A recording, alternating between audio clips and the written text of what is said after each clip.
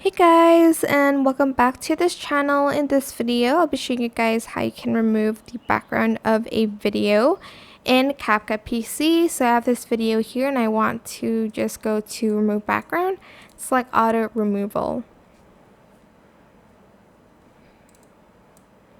This did not remove it at all. Okay, let's choose another video then. I don't know why it won't remove it. What about this one?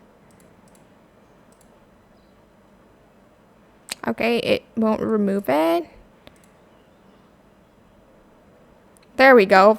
I don't know why it didn't work with that video, but it will work with yours. I promise. It just lagged a lot with that video.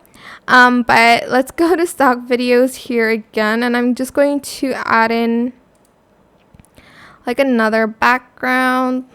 What is this? Like this one. And that's pretty much how you can replace the background. Just make sure this is on the second layer, and I'm just going to adjust the video to kind of match with it. You can select color match if you'd like to. It is a pro feature though. Oh my gosh, I'm lagging a lot, so sorry. But that is pretty much how you can remove and replace background. I'm not even going to try to do that. Stop.